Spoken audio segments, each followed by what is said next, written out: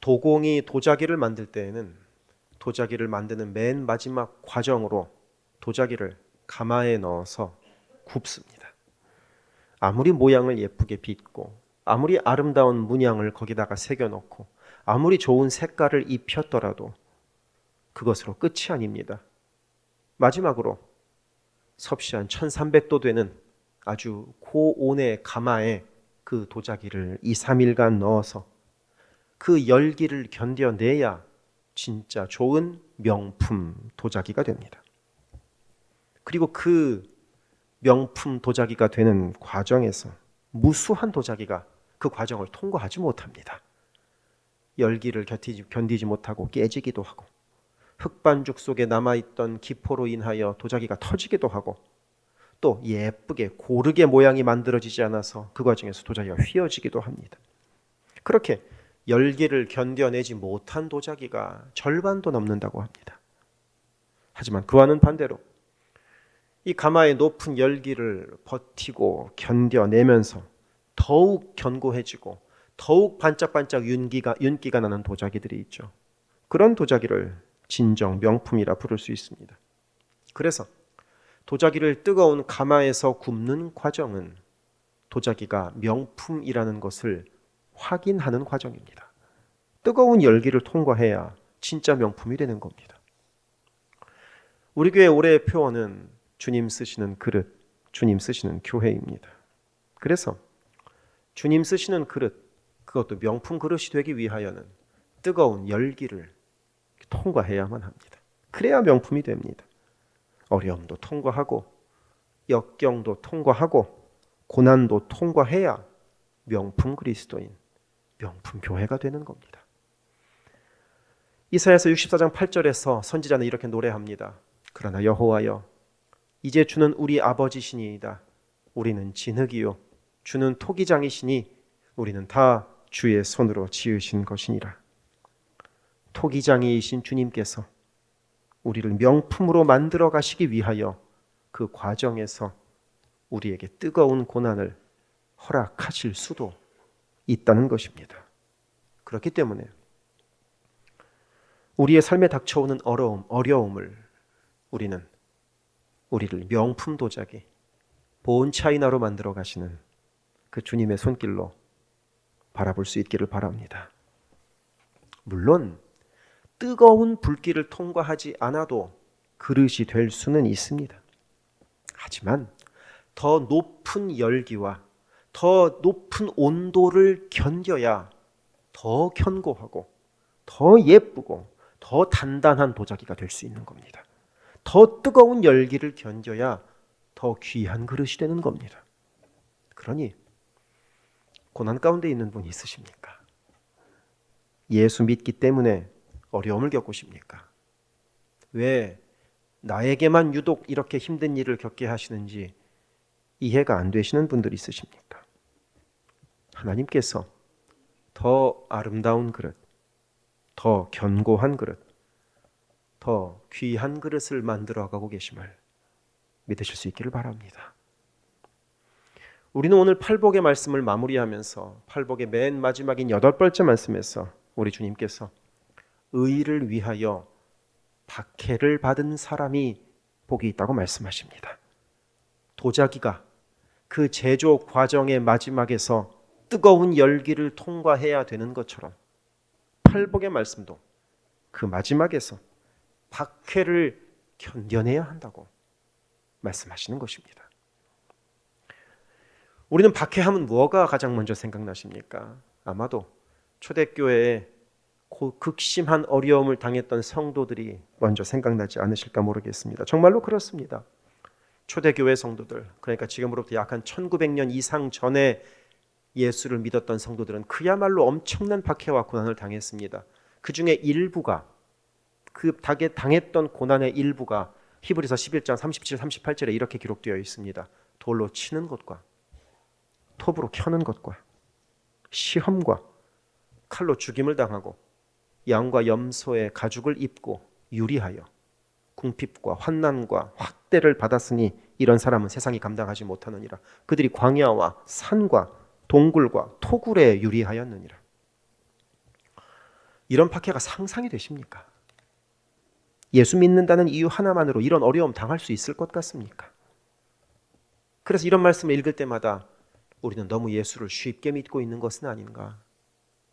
그리고 나를 위하여 예수를 이용하고만 있는 것은 아닌가 하는 죄스러운 마음이 듭니다. 이번에 튀르키예를 방문했을 때 카파도기아라는 지역에서 지하도시를 방문한 적이 있습니다. 그냥 겉으로 보기에는 가정집만 몇 개 있는 것 같은데 그 가정집 안에 있는 계단을 따라서 밑으로 내려가면 마치 개미굴처럼 미로와도 같은 지하도시가 펼쳐져 있습니다. 물론 이제 관광객들이 길을 잃을까 봐 관광객들이 볼 수 있는 범위는 매우 한정적이지만 거기에서 알려주는 자료에 의하면 지하 85m까지 굴을 파놨다고 합니다. 그리고 그 안에서는 자그마치 2만 명이나 살 수 있을 정도로 어마어마한 개미굴과도 같은 동굴이 만들어져 있다고 합니다. 지상에서 보기는 그냥 작은 집밖에 없고요. 그냥 평평한 땅인데 그 땅 밑에 그 많은 사람들이 살 수 있는 공간을 만들어 놓은 겁니다. 그러면 그렇게 대단한 지하 도시가 왜 만들어졌느냐? 그곳은 그 당시 그리스도인들이 박해를 피해서 숨어들었던 장소입니다. 지상에서 예수 믿다가는 분명히 잡혀 죽을 것이다. 그것도 잔혹한 죽음을 맞이할 것이다. 그러니 그 박해를 피하여 지하로 숨어들자 하고 숨어들었던 장소입니다. 지하이다 보니까 볕도 제대로 들지 않고 먹을 것도 제대로 구할 수 없었고 그러다 보니까 면역도 약해져서 전염병이 한 번 돌면 수많은 사람들이 죽어나가지만 그럼에도 예수 믿기 위하여 그 지하로 숨어들었던 겁니다. 그 방금 읽었던 히브리서 11장 38절의 말씀, 그들이 광야와 산과 동굴과 토굴에 유리하였느니라 하는 말씀이 바로 그곳을 보고 기록한 것은 아닌가 싶은 생각이 듭니다. 그런데 우리는 이런 박해 잘 당하지 않습니다. 이 땅 미국에서 예수 그리스도를 믿으면서 박해를 당하는 경우는 거의 없습니다. 그래서 대체 왜 우리에게는 예수를 믿으면서도 박해가 없을까 하고 곰곰이 생각 좀 해보았습니다. 그렇게 생각해 보았더니 실은 박해가 없는 것은 아닙니다. 이 지구상에는 지금도 예수 하나 믿는 것 때문에 박해를 당하는 사람들이 수도 없이 많이 있음을 우리는 확인할 수 있습니다. 시리아라는 나라를 아십니까? 이스라엘 바로 북쪽에 있는 나라인데 성경에는 아람이라는 이름으로 나옵니다. 이 시리아는 2011년부터 지금 현재까지 14년이 넘는 기간 동안 내전이 벌어지고 있습니다. 독재자 알 아사드가 자신의 영구 집권을 위하여 반군과의 전쟁을 벌였고 그 내전 속에서 시리아 안에서만 사망자가 놀라지 마십시오. 60만 명이 넘고 600만 명이 넘는 사람들이 난민이 되어 세계를 떠돌고 있습니다. 끔찍한 내전이죠. 지난 12월에 이제 반군이 대통령궁을 이제 점령하여서 대통령이 망명을 떠났는데 그래서 지금 대통령은 러시아에 있습니다. 하지만 대통령이 거기 가만히 있을 사람이 아닙니다. 분명 또 다른 일이 벌어질 것이라고 모두가 예상하고 있습니다. 이런 끔찍한 내전 속에서 원래 시리아의 기독교 인구는 대략 한 10%, 한 200만 명쯤 되었습니다. 내전 전에는 그랬다는 겁니다. 하지만 이 14년이 넘도록 지속되는 내전 속에서 이슬람 원리주의자들, 이슬람 근본주의자들이 교회를 파괴하고 기독교 유적을 파괴하고 그리스도인들을 내쫓았습니다. 그들이 그리스도인들을 발견하면 그들에게 기독교인들에게 주는 선택권은 세 가지 중에 하나였습니다. 첫째, 이슬람으로 개종해라. 그게 싫으면 두 번째, 이 땅을 떠나라. 이 땅을 떠나지도 않을 거라면 세 번째, 그러면 너희들이 기대할 수 있는 건 죽음뿐이다.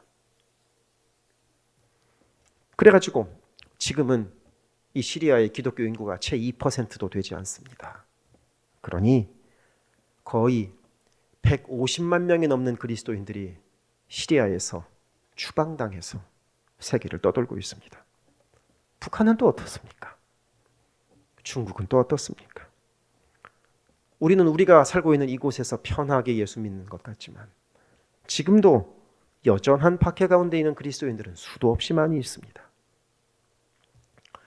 디모데후서 3장 12절에는 이런 말씀이 있습니다. 무릇 그리스도 예수 안에서 경건하게 살고자 하는 자는 박해를 받으리라.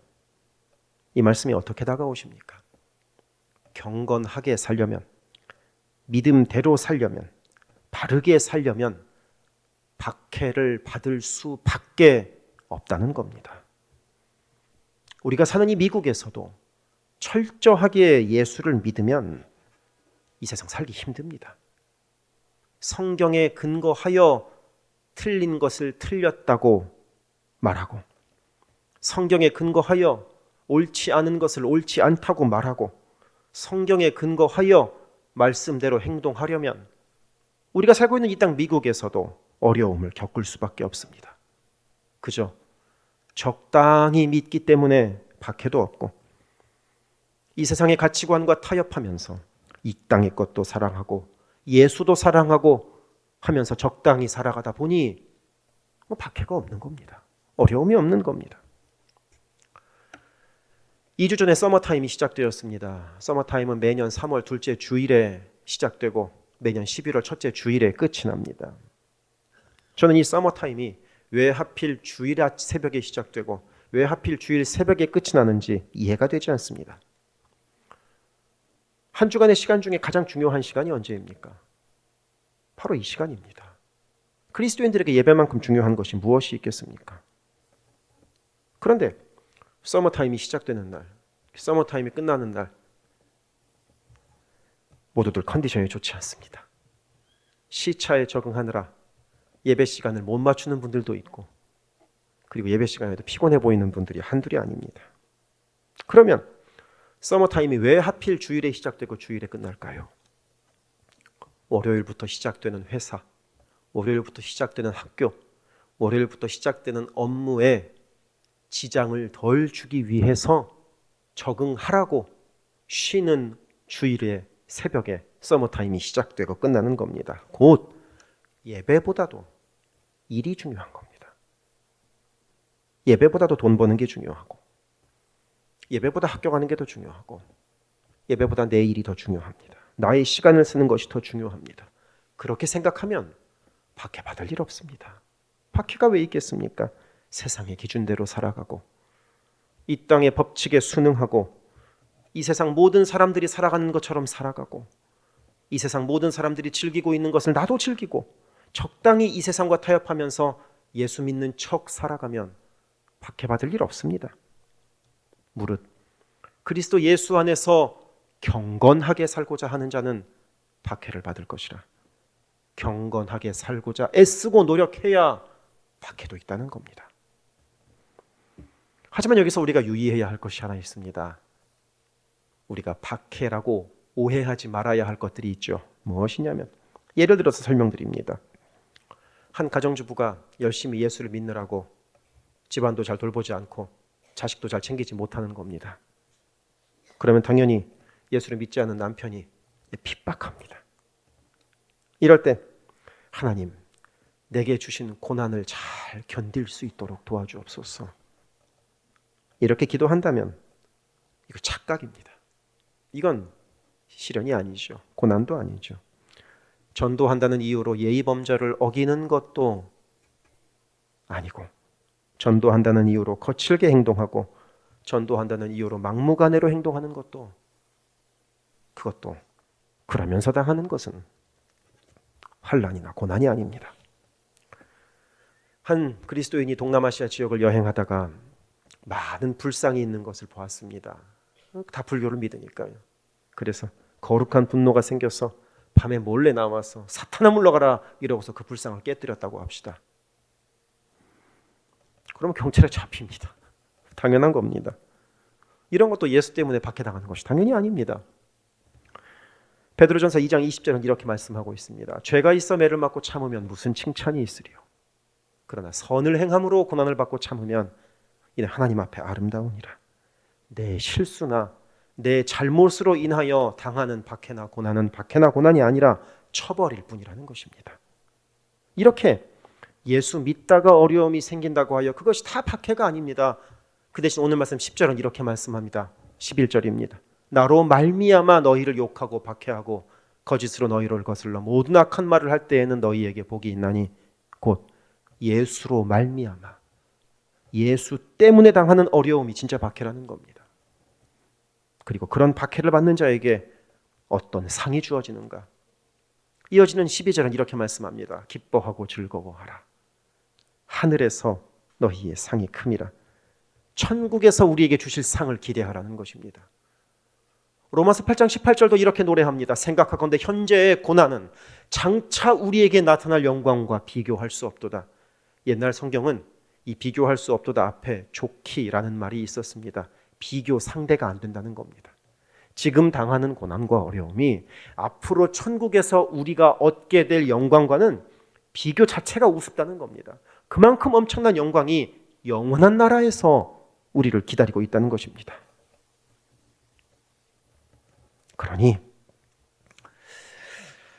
지금 이 땅에서 박해를 당할 상황이 되면 피하지 말고 적당히 믿고 적당히 타협하면서 오락가락하는 그런 신앙생활 하지 말고 어려움을 당하더라도 하늘의 큰 상급을 소망하며 이 땅의 박해를 견뎌내는 것이 진짜 그리스도인이라고 오늘 말씀은 우리에게 알려줍니다. 하지만 그래도 우리는 박해받는 거 싫습니다. 어려움 싫습니다. 솔직히 고난 싫습니다. 예수 좀 편하게 믿고 싶습니다. 그게 우리들 모두의 마음 아닙니까?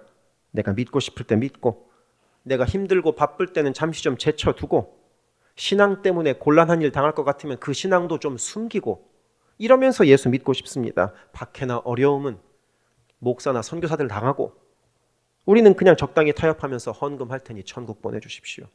이런 믿음 갖고 살아갈 때 많이 있습니다. 그런 생각을 위하여 오늘 말씀 10절은 이렇게 우리에게 알려줍니다. 의를 위하여 박해를 받은 자는 복이 있나니 천국이 그들의 것임이라. 천국을 누가 간다고 말씀합니까? 의를 위하여 박해를 받은 자가 천국 간다고 말씀합니다. 예수님 말씀하신 겁니다. 빼도 박도 못하는 말씀인 겁니다. 그리고 이 말씀을 잘 보십시오. 의를 위하여 박해를 받는 자가 복이 있다고 말씀합니까? 받은 자가 복이 있다고 말씀합니까? 받은 자가 복이 있다고 말씀합니다. 이거 작은 차이가 아니라 큰 차이입니다. 받는 자면 받으려는 마음이 있는 사람을 말할 수도 있습니다. 하지만 박해를 받은 자는 원어로 보니까 완료형이더라고요. 이미 박해를 받은 경험이 있는 사람을 뜻합니다. 곧 예수의 이름을 위하여 어려움도 당해보고 고난도 견뎌보고 그 과정에서 믿음을 잘 지킨 사람에게 천국이 예비된다고 오늘 말씀은 알려주는 것입니다.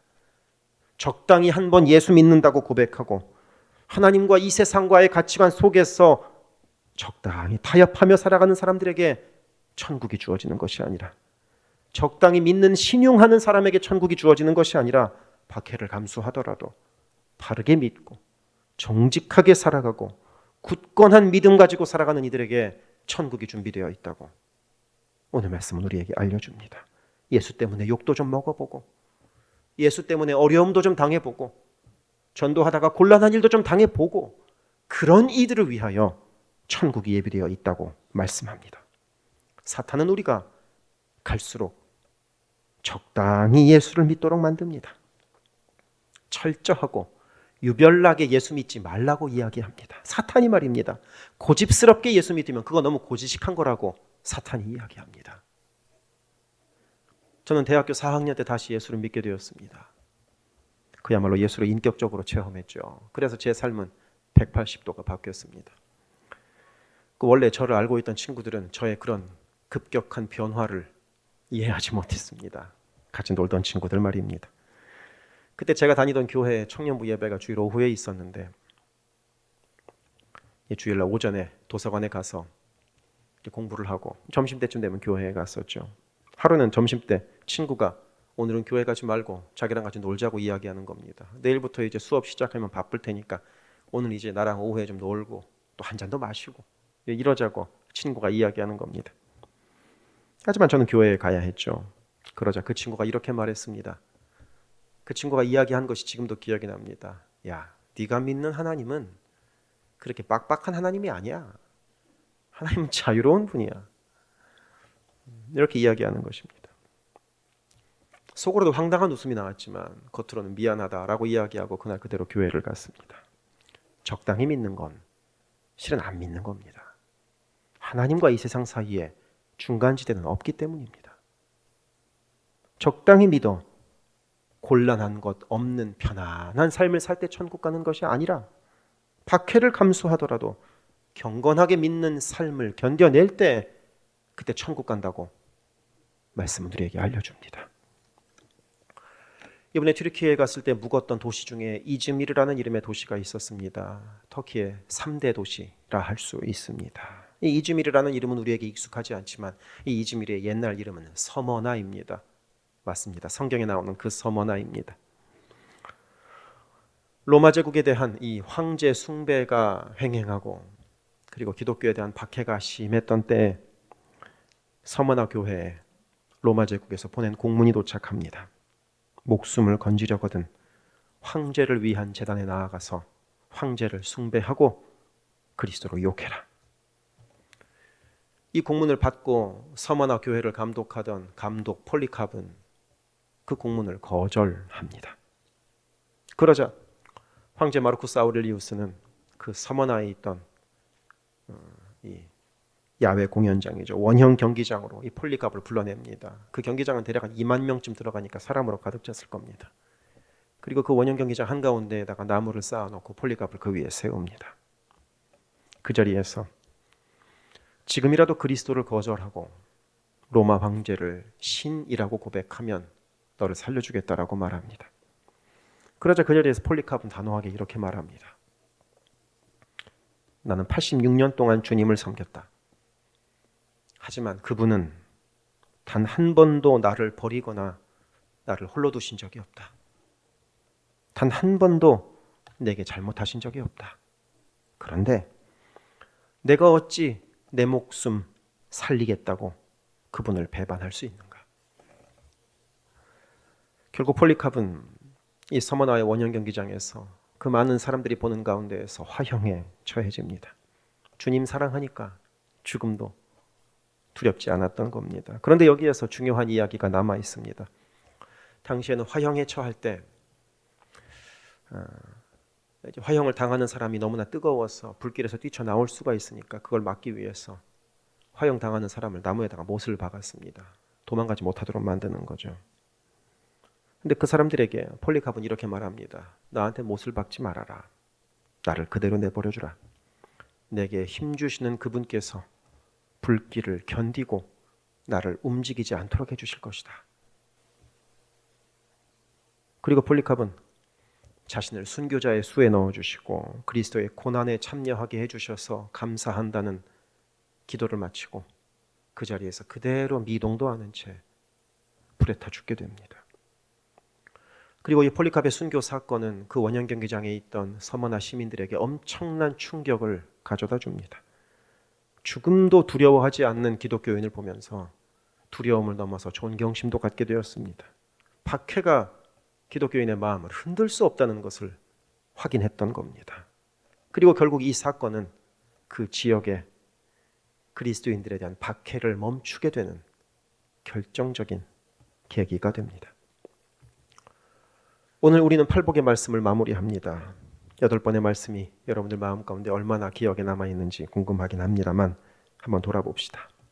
심령이 가난한 자가 복을 받습니다. 내 영혼을 비워야 주님 은혜로 채울 수 있기 때문입니다.